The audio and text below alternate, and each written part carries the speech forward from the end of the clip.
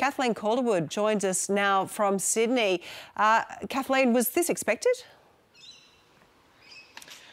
Look, I think there's been some speculation about John Barilaro for some time. People might remember he's had a fairly tumultuous couple of years. There was a bit of back and forth about nominating for the Eden-Monaro seat in the federal by-election, and then he pulled out. And then about a year ago, there was a fairly big standoff between Gladys Berejiklian and John Barilaro over a koala planning policy that he actually threatened to dissolve the coalition agreement over.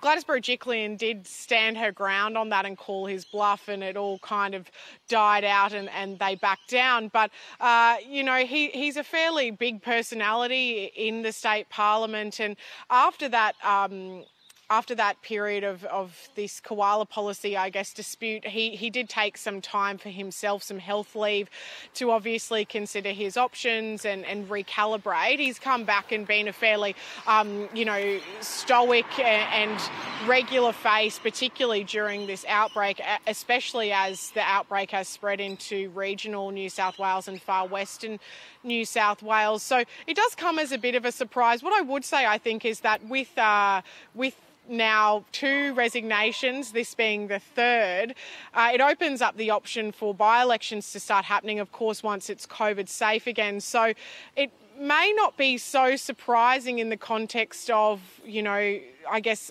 with by-elections already going ahead, people who were already considering their options might think, OK, this is my opportunity to look to the future. OK, that's interesting. So just on those by-elections, Gladys Berejiklian and Andrew Constance, who has announced he's going to move to federal politics, and now John Barilaro. So what happens now for the National Party to elect a new leader?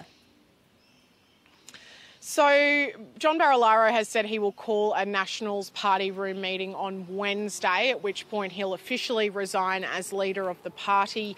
They'll obviously then nominate for the next leader. The current deputy leader, Paul Toole, is a possibility, I guess, to take over from John Barilaro. I think it's a bit unclear at the moment as to exactly when Mr Barilaro will resign from his seat of Monaro, because, of course, when Gladys Berejiklian announced her resignation on Friday, she said that she would officially leave Parliament once she had received advice from the Electoral Commission about when they could safely hold a by-election. Mr Barilaro has had very similar wording in his statement today, so I expect he'll be doing the same. We are expecting an announcement, a press conference from him in the coming hours, so hopefully we'll get a little bit more detail on exactly the timeline of his departure from state politics then. OK, Kathleen, thanks very much.